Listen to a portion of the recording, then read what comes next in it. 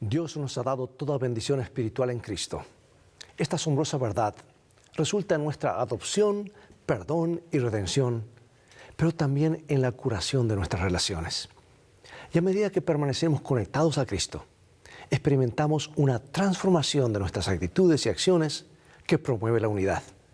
Y quiero presentarte un concepto clave para el crecimiento espiritual, y es que para experimentar la unidad que Dios espera de su iglesia, debemos estar continuamente conectados con Cristo, la fuente de la unidad. Regresaré en unos momentos.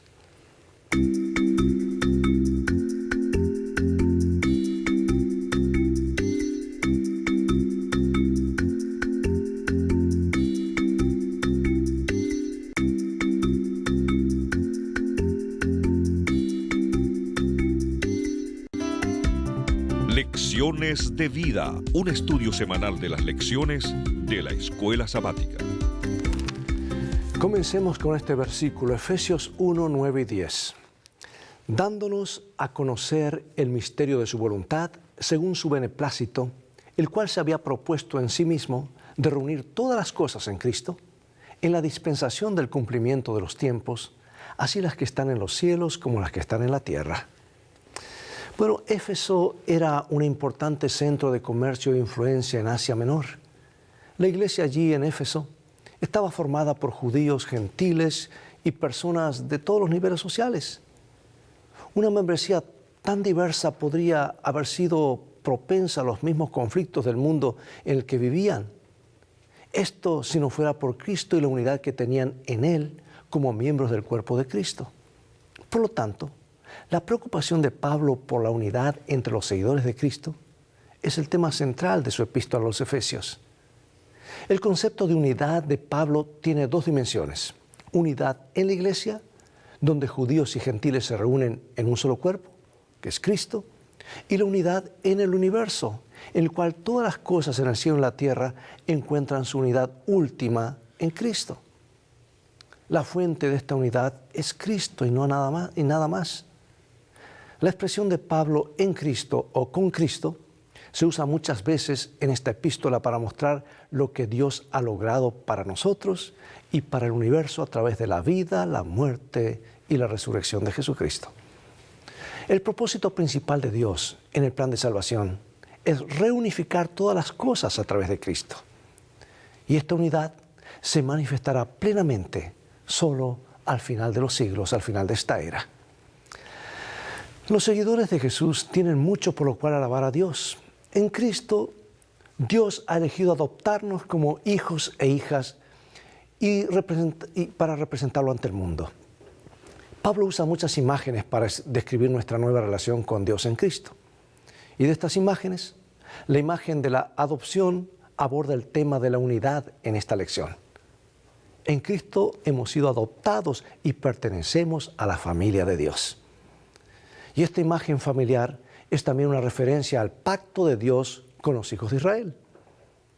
En el contexto de la epístola de Pablo, los gentiles que aceptan a Jesús como el Mesías también son hijos de Dios, herederos de las promesas hechas a Israel. Y el beneficio de esta relación con Cristo, estar en Cristo, es fundamental para toda la unidad cristiana. Bueno, el pasaje que leímos al comienzo también nos dice que ha sido el deseo de Dios todo el tiempo reunir a toda la humanidad en Cristo. Y en la familia de Dios, saber que Jesús no proporciona ningún estado especial, que todos somos hijos de Dios, igualmente amados y apreciados, nos ayuda a nuestra estima propia. Pero algunos se confunden cuando en este pasaje leemos acerca de la predestinación. No es así. La promesa que Dios nos ha elegido para ser salvos parece implicar también que Dios ha elegido a algunos para que se pierdan. Y esto tampoco es así. Dios respeta nuestra libertad de elección. Porque esa enseñanza de predestinación, que cada uno ya tiene su destino asignado, no es bíblica, más bien viola el hecho de que cada uno tiene la capacidad de decidir para bien o para mal. Dios preparó el plan de salvación antes de la fundación del mundo para que todos puedan ser salvos. Eso sí es verdadera predestinación. Repite junto conmigo Juan 3:16. Porque de tal manera amó Dios al mundo que ha dado a su Hijo unigénito para que todo aquel que en él cree no se pierda, mas tenga vida eterna. ¿A cuántos quiere salvar Dios? A todos. ¿Se salvarán todos? No. No todos aceptarán el regalo de la vida eterna. Dios sabe de antemano quién aceptará su oferta de salvación, pero eso no es lo mismo que predeterminar la decisión de cada uno. La salvación se ofrece a toda la humanidad por lo que Cristo ha hecho por nosotros. La pregunta es, ¿cómo respondemos a esta oferta? Dios no usa la coerción para salvar a nadie. Quiero leerte del comentario bíblico lo que dice Ellen White, volumen 6, página 11-14. En el concilio celestial se hizo provisión para que los hombres, aunque transgresores, no perecieran en su desobediencia, sino que mediante la fe en Cristo, como su sustituto y fiador, pudieran llegar a ser los elegidos de Dios, predestinados a la adopción de hijos por Jesucristo, asimismo de acuerdo con el buen placer de su voluntad. Dios quiere que todos los hombres se salven, porque se ha hecho una gran provisión para dar a su Hijo unigénito para que pague el rescate del hombre. Los que perecen perecerán porque se niegan a ser adoptados como hijos de Dios por medio de Cristo Jesús. Algunas de las divisiones más profundas entre las personas son causadas por diferencias de raza, etnia y religión. En muchas sociedades, incluso las tarjetas de identidad indican la etnia o religión a la que pertenecen. Y estas distinciones a menudo están conectadas con privilegios o restricciones con las que la gente tiene que vivir a diario.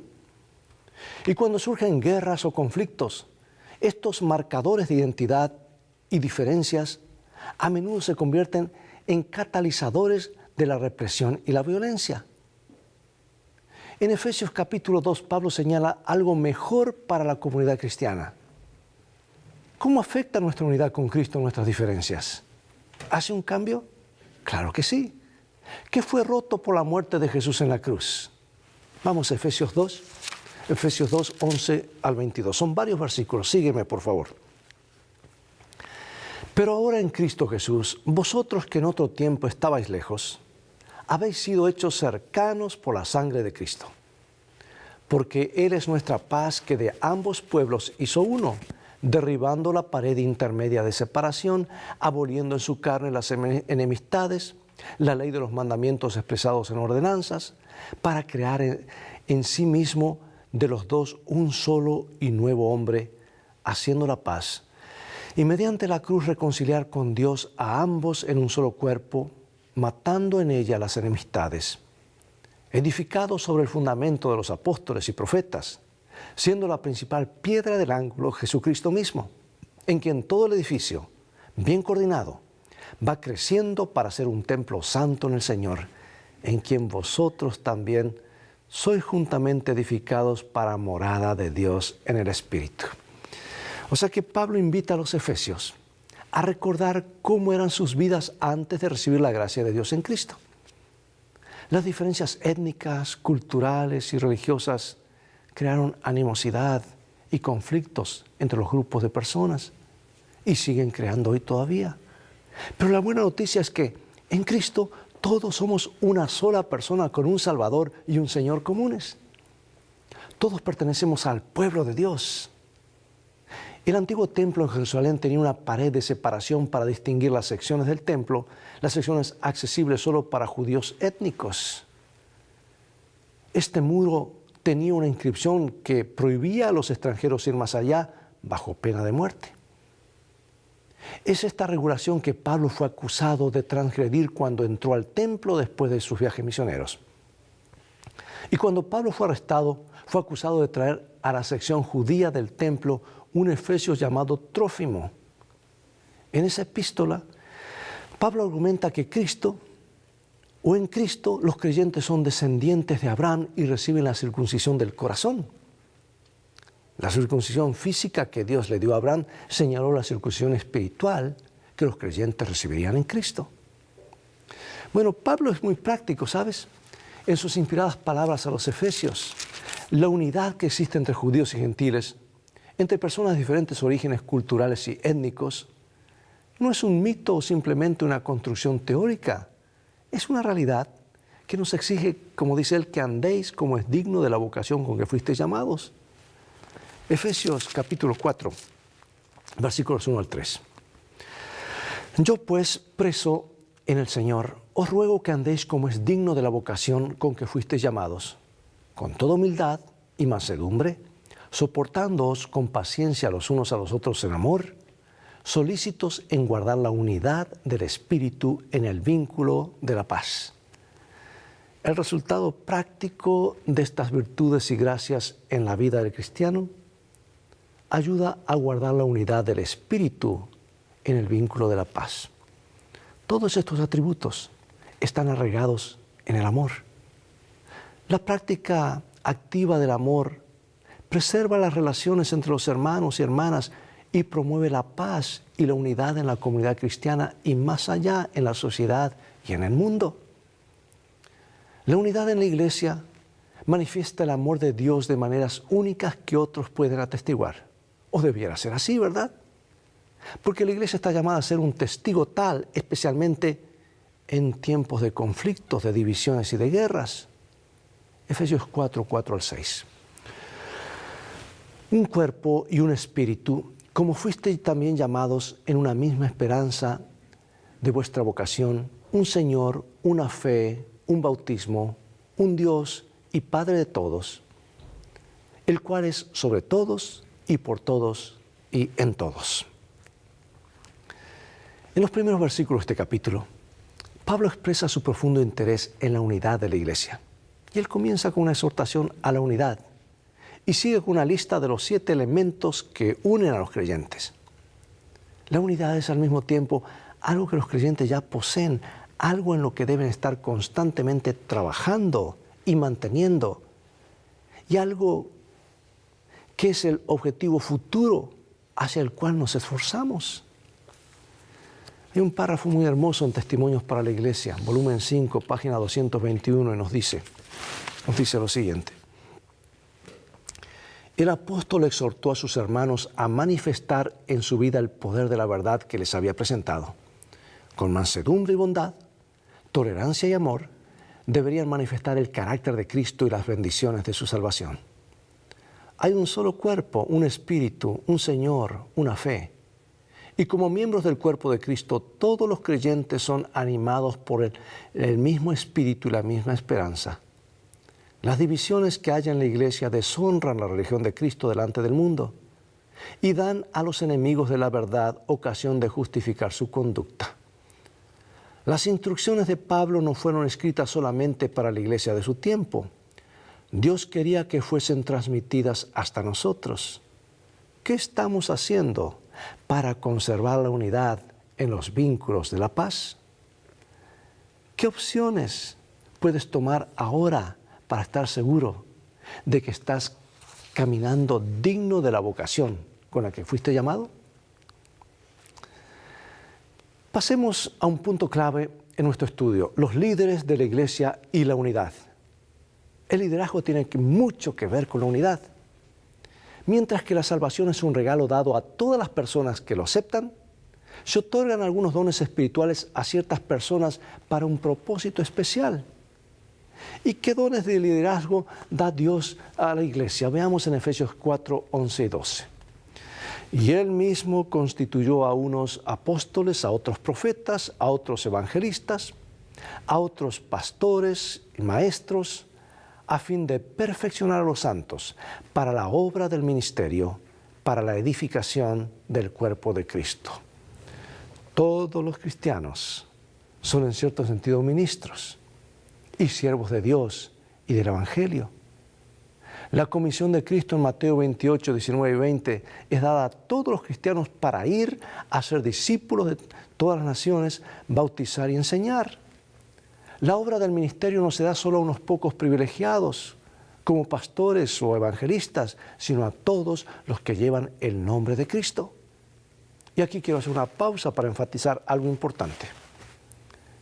En el momento que tú y yo aceptamos a Jesús y somos bautizados, somos investidos o directamente ordenados por el Espíritu Santo para ir y contar a otros acerca de Jesús. ordenados por el Espíritu Santo, en nombre de quien somos bautizados, en nombre del Padre, del Hijo y del Espíritu Santo. Y ahora el Espíritu Santo nos capacita para ir, pone palabras en nuestra boca, nos lleva la palabra, nos ayuda a predicar toda la verdad. Y entonces comienza el proceso del crecimiento y llegamos a ser la sal, la luz del mundo, la bendición para los que nos rodean. Nadie puede reclamar que está liberado del trabajo de difundir el Evangelio. Nadie. Y menos los líderes. Ningún líder de la iglesia puede pretender tener un ministerio exclusivo. Los dones espirituales de liderazgo son específicamente para edificar la iglesia.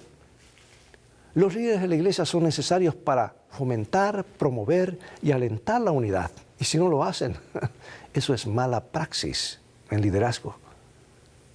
La lista de los dones de liderazgo de Pablo nos habla que estos roles también son para dotar al pueblo de Dios a fin de alcanzar a los perdidos. Es responsabilidad de algunas personas, especialmente llamadas dentro de la iglesia, ayudar a otros a cumplir su ministerio y servicio para Cristo y edificar el cuerpo de Cristo, hasta que todos lleguemos a la unidad de la fe y del conocimiento del Hijo de Dios, como dice el apóstol, a un varón perfecto, a la medida de la estatura de la plenitud de Cristo. Y aquí quiero hacer otra pausa, dice lo siguiente. Cuando tú das tus diezmos y tus ofrendas, tú no estás pagando un servicio. Estás demostrando tu fidelidad a Dios. Diezmos habla de nuestra lealtad. Si no lo damos, estamos robando. Las ofrendas hablan de nuestro amor a Dios. Y si no lo damos, mostramos que no amamos a Dios. Pero mira, el uso de los diezmos está dado para que haya personas que estén tiempo completo predicando e instruyendo. En otras palabras, yo como miembro o tú como miembro das el diezmo a la iglesia para que la organización nombre personas que han sido llamadas por Dios para que dediquen su tiempo completo para ministrarte y para ayudarte a trabajar, para desarrollar tus dones. Tú das para que ellos te ayuden, pero no das por ese propósito, das para Dios, porque Dios tiene un plan a través de sus líderes. El ejemplo del estilo de liderazgo de Jesús debe guiarnos en la forma en que hacemos el ministerio. Jesús vino para servir a otros y no para ser servido. Debemos ir y hacer lo mismo. Existe una fuerte tendencia entre los seres humanos a ser independientes y no rendir cuenta a nadie. La sociedad occidental en particular está plagada de personas con esa inclinación. Sin embargo, Pablo nos recuerda que ningún cristiano está solo en este mundo y que formamos una comunidad de fe con líderes espirituales para ayudarnos a animarnos unos a otros en nuestro camino diario. Todos juntos somos parte del cuerpo de Cristo. Por eso pregunto, ¿qué dones espirituales tienes? ¿Y cómo los usas para la unidad de la iglesia local? El cristianismo es una religión de relaciones, relación con Dios y una relación con los demás. No tiene sentido afirmar tener una relación profunda con Dios sin que esa relación tenga un impacto en las relaciones que uno tiene con otras personas. En otras palabras, relación vertical, relación horizontal. El cristianismo no puede vivir en el vacío. Los principios de unidad que Pablo discute en su epístola a los Efesios también son aplicables a cómo nos relacionamos con los demás. Vamos a Efesios 5, versículos 15 al 21. Dice él, mirad pues con diligencia cómo andéis, no como necios, sino como sabios, aprovechando bien el tiempo, porque los días son malos. Por tanto, no seáis insensatos, sino entendidos de cuál sea la voluntad del Señor. No os embriaguéis con vino, en lo cual hay disolución, antes bien, sed llenos del Espíritu, hablando entre vosotros con salmos, con himnos y cánticos espirituales, cantando y alabando al Señor en vuestros corazones, dando siempre gracias por todo al Dios y Padre, en el nombre de nuestro Señor Jesucristo. Someteos unos a otros en el temor de Dios. La exhortación de Pablo a someterse el uno al otro está relacionado con la frase llenos del Espíritu. que está aquí en Efesios 5:18. Una de las expresiones de la llenura del Espíritu es la sumisión del uno al otro. Esto se refiere a la actitud apropiada de humildad y consideración que debemos tener hacia las personas.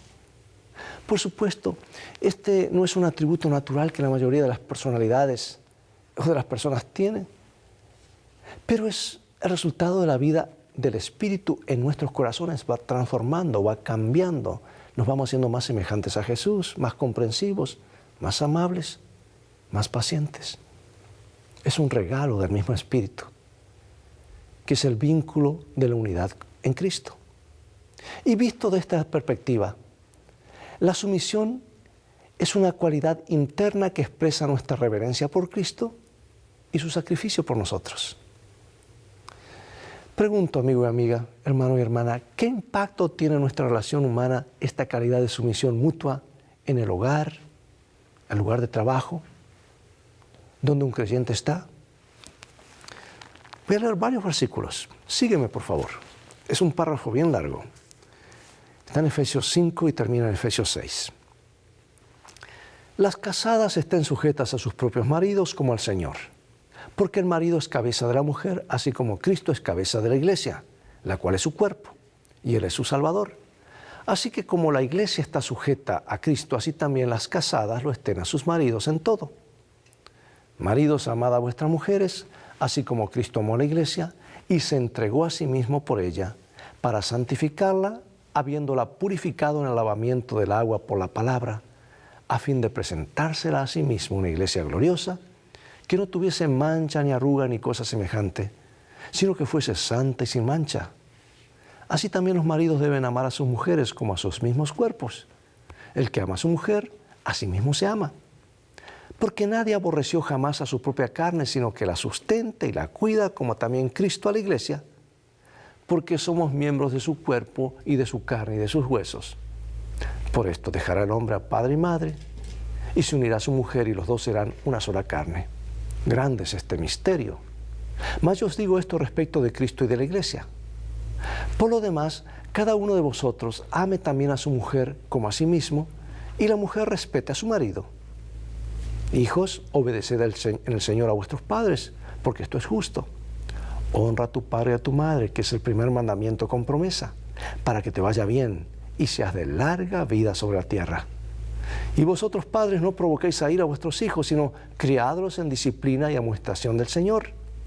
Siervos, obedeced a vuestros amos terrenales con temor y temblor, con sencillez de vuestro corazón, como a Cristo, no sirviendo al ojo como los que quieren agradar a los hombres, sino como siervos de Cristo de corazón, haciendo la voluntad de Dios, sirviendo de buena voluntad como al Señor y no a los hombres, sabiendo que el bien que cada uno hiciere, ese recibirá del Señor, sea siervo o sea libre.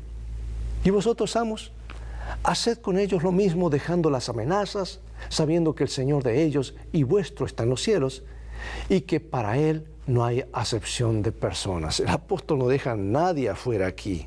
Consejos para todos. Consejos vienen del corazón de Dios al corazón de cada persona. Él es muy práctico.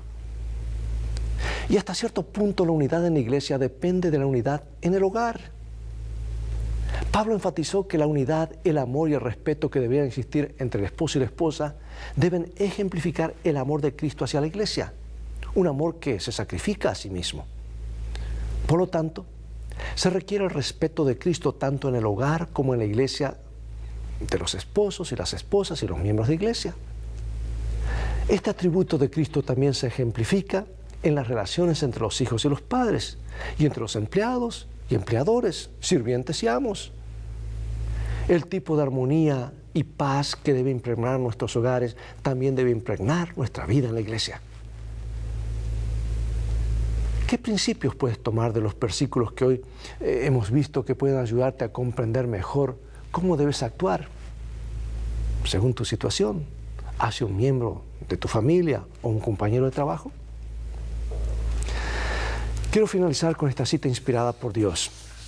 Y dice lo siguiente Ellen G. White. Cristo no reconocía distinción de nacionalidad, jerarquía o credo. Los escribas y fariseos querían acaparar todos los dones del cielo en favor de su nación, con exclusión del resto de la familia de Dios en el mundo entero.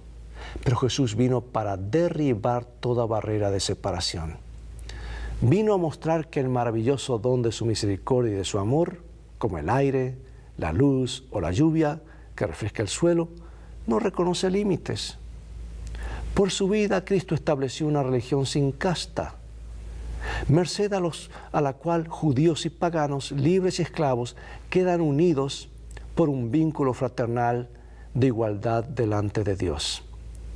Ningún exclusivismo influía en sus actos, no hacía ninguna diferencia entre prójimos y extraños, amigos o enemigos. Su corazón era atraído hacia toda alma que tuviese sed del agua de la vida. Dios permita que esa pueda ser nuestra experiencia, reflejar a Jesús como lo hacía. Y aquí encontramos que en su epístola a los Efesios, Pablo da muchos consejos sobre lo que significa para los cristianos estar en Cristo. La salvación en Jesús transforma nuestras vidas de manera práctica. Todas nuestras relaciones humanas, incluidas las relaciones entre hermanos y hermanas en la iglesia, se transforman por el poder de Cristo en nuestras vidas. Y esa transformación es crucial para que tengamos unidad. Hermano y hermana, amigo y amiga, permita a Dios que la oración de Jesús pueda ser una realidad en nuestras vidas. Estar conectados a Él para conectarnos unos a otros. Y alguien ha comparado nuestra unidad unos con otros con una rueda que tiene muchos ejes. El centro es Jesús.